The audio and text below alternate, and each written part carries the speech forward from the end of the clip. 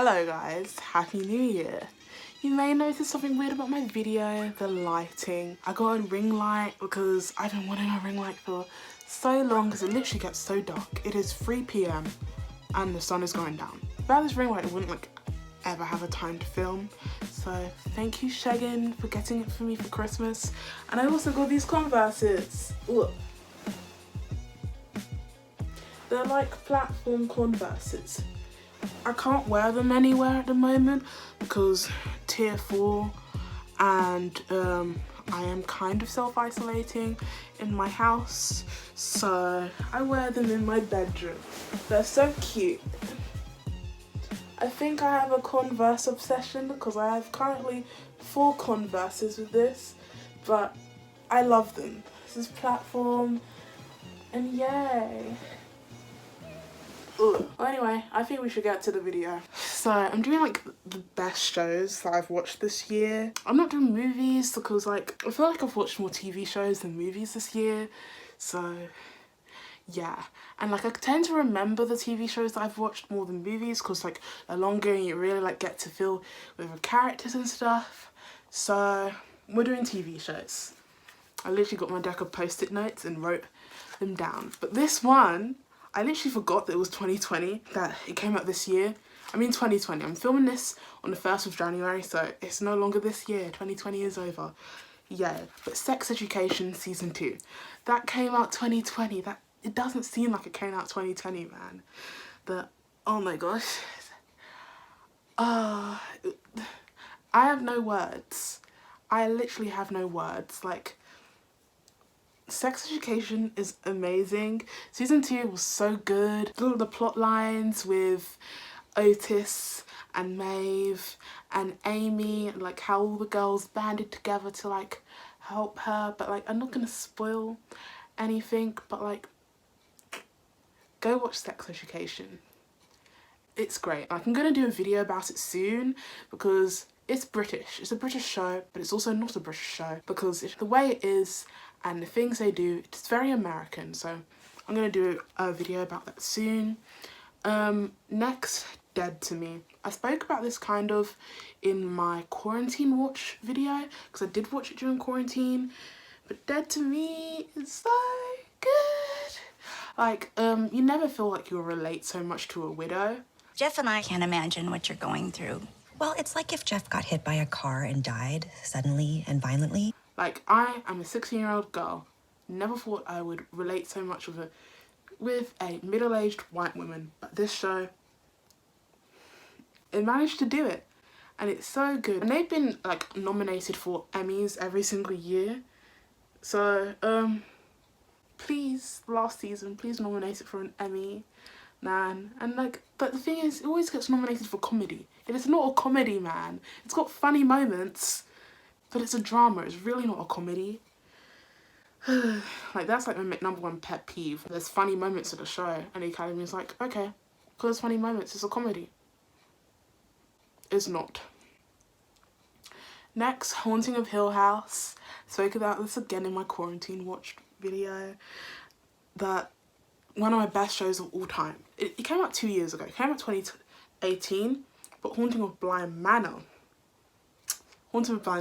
came out in October, and I watched that. Basically, it's kind of they're trying to do an anthology thing where they're going through doing a haunted house, something every single season. Haunting of Hill House, but this family, they grew up in a haunted house. Double casting, so you see how it affected them, and while you see how it affected them, you see their younger selves and what's going on in the house. Haunting of Bly Manor, it's based in England, yes, and I'm pretty sure Bly Manor is in Essex because they said it in episode 1, so representing. I usually don't claim being from Essex because I'm kind of London as well, so I'm claiming it for this video because Bly Manor is in Essex. Maybe, I think. But that is the 80s, and a woman is going to be an au pair for these 2 children who's living in a house called Bly Manor. And like they use a lot of the same casting. Victoria Pedretti, that's her name in real life. She was in season 1. She needs more work. People need to hire her. She's amazing. She's got like, these 2 things, Haunting of Bly Manor, Haunting of Hill House under her belt, and she has you.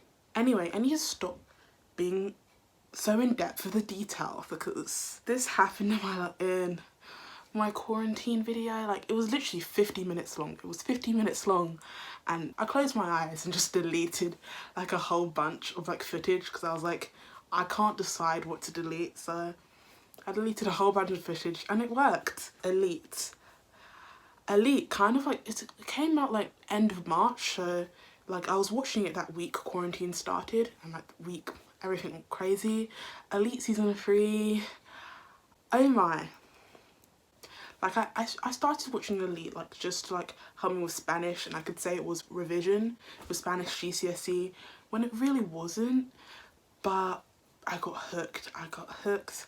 Just watch it. It's kind of like, I would say, Gossip Girl mixed with Riverdale, but like when Riverdale was good, like season 1 Riverdale, and even better, like it's like murder mystery with rich people. Next, Ozark. I spoke about this in my quarantine video, but I'm speaking about it again. Yes, my favourite show is a show about southern white people and marketed to middle-aged old men. What about it? I do not care. My friends who think Ozark is horrible, I'm looking at you, Lucy. It is not. Julia Garner, 2 years in a row, she's won the Emmy for Best Supporting Actress for Ozark. I usually don't really care about Emmys and Oscars because there's a lot of great things that aren't nominated, but you know, please watch it. Like, you're missing out. You are missing out. If you want like a full in-depth detail on the plot, like watch my quarantine video. I'll have it probably like linked above, maybe even below, and in the description it's got like different timestamps for like all the different TV shows and stuff I talk about. Next, Defending Jacob. I watched this again during quarantine, and oh my gosh, Chris Evans with a beard. Bearded Chris Evans, that's all I got to say. Like, I watched it, and then I made my mum watch it with me the next day. And my sister, she would like go in and out of the living room, and she would just thirst over him. And I was just like, stop, you're making me hate my celebrity crush because you're now saying he's hot. Please, leave that to me. And anyway, I love Chris Evans. After that cable net sweater, you did not click in this video for me to just go on about Chris Evans, but that's what you get. He's like the highlight of the show. It's great. He's playing a lawyer. Yes, I don't know why I forgot, but he plays a lawyer, and his son, he's also from, I forgot his name in real life, but he's from It, and he's like one of those It boys. Is that what you call it? I don't know. It boys. Let's just call them It boys. And he is like a suspect for a murder of a classmate, and like so he kind of has to like defend his son. Print we lifted from the victim. It's from your son. There's got to be an explanation. They go to the same school. Jacob's in his class. Yes, we know that. Lynn, have you arrested my son? It's so good, like the ending, and you just because like throughout every episode, you don't know if you did it. Like you just don't, and like there's new things that come out like every single episode. It's so good. So if you're looking for like a mystery, kind of like it has the same allures of Elite, but like more mature because it's not really like teenagers and stuff. Next, Looking for Alaska. I'm pretty sure this came out in 2019, but like in England we do not have Hulu, so a lot of the Hulu shows go on to BBC iPlayer, and it only came on to BBC iPlayer in February, and I watched it. Like, it's like, if you like coming of age, like this is definitely the show for you. Based on a John Green novel. John Green wrote The Fault in Our Stars, and he also wrote Paper Towns. I hated Paper Towns, but does not matter. And you can really tell it's a John Green adaptation because it's literally just like teenagers kind of having fun for a lot of it, and John Green books are like so chill and they're so great, and this TV show kind of like replicates that. It's just great. Like the characters are good. Like the character development is great. Like I think it's only like 8 episodes, and the character development is so good. It's so in depth. So if you like your classic coming of age, I don't really want to go into detail about the plot, but it's like a boarding school. It's an elite boarding school, and there's like people that like pay to go there, and people that have scholarships. What's up, scrub? You grow the summer bud? You'll have to excuse them, Pudge. They had everything in life handed to them. Looks like we're going to war. And also like there's this whole rule about no snitching, because there's like they do like stuff like they drink alcohol, smoke, and get involved with relations, if you may say, intercourse. The devil's tango. That's not allowed. No intercourse, no drugs, no alcohol in this elite boarding school, but they do it anyway, and there's a whole rule for no snitching. And that's basically the basic plot of Looking for Alaska. Next, Harley Quinn. Season 2 came out like early this year, and it was just so cute. It was literally so cute. I don't know why I described it as cute. Like, it is cute, but it's also one of the most explicitly violent shows I've ever seen, even though it's a cartoon. So keep that in mind. I don't know if it's getting a season 3, but if you really like the Margot Robbie Harley Quinn, you will like this like even better. Margot Robbie doesn't voice Harley Quinn in this animated series, but it's still so good. Like I feel very, very bad about admitting this, but I think it's better than Birds of Prey. I'm like the only person who liked, in the world probably, like who likes Suicide Squad and liked Margot Robbie's Harley Quinn. Well, loads of people liked her Harley Quinn, but like people didn't like her in Suicide Squad. So I'm hopping off the train, kind of.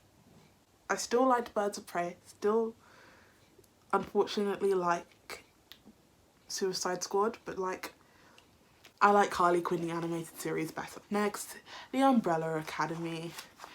If you haven't watched The Umbrella Academy, like what are you doing?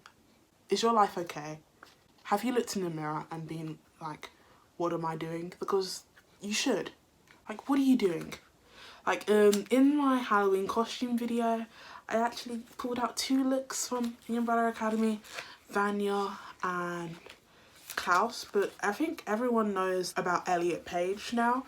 So one thing I'm kind of confused for like season 3, how are they gonna put Elliot Page in the storyline? How are they gonna do it? They can't make them pretend to be a woman and be Vanya, because he's a he now.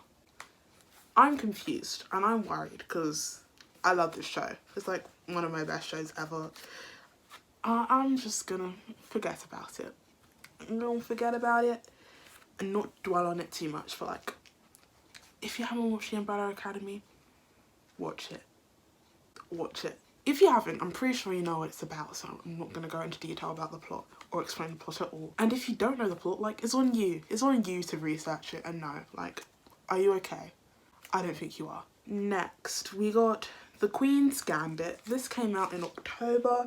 I was so excited because it stars Anya Taylor-Joy. I love Anya Taylor-Joy so much. It's one, you know how good it is because it came out October and it was like #1 for weeks on Netflix, the ranking. It is December. I mean, it's not even, it's January and it's #5.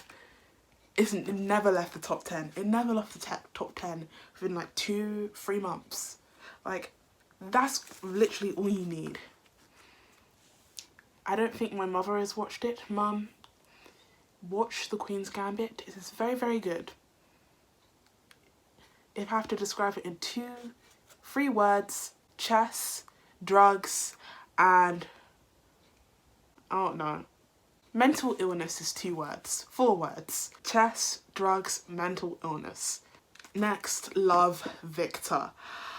I love Victor. It's like, it's so cute. Like, a weird thing about me, I can watch like a really mature shows like Game of Thrones and also like watch High School Musical, the musical series.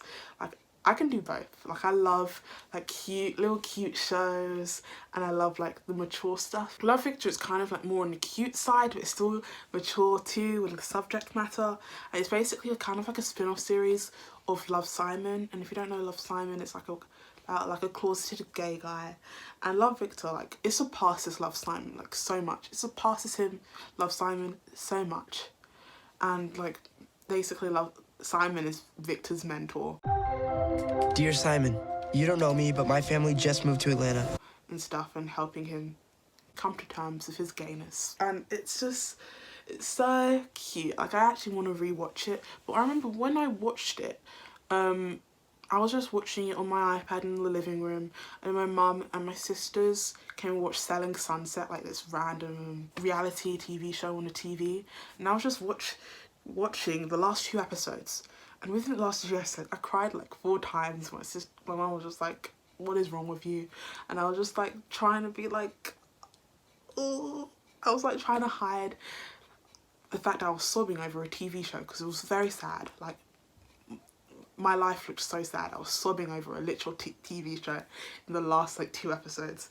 But it's literally so cute. Next we have Dash and Lily. This is actually a Christmas TV show. This show got me into Christmas way too early because it came out at the beginning of November, and I was just excited for Christmas at the beginning of November. But it's so cute.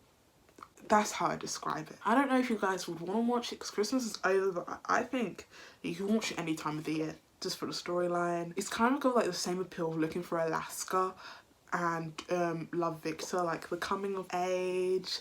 It's based on a YA novel, so you kind of know. It's kind of like Christmas love story, and it's got Ethan from Euphoria, and Ethan is the only male I support in Euphoria. All the males in Euphoria are awful, except from Ethan. We love Ethan. Ethan is great. I don't want to go really into subscribe because I've been filming for way too long, and I do not want this video to be so long. But like, I have 2 honourable mentions. 2 shows that was very good, but I never finished them. So, Devs and The Boys. Yeah, I was meant to finish The Boys, and I was meant to finish Devs, and I didn't.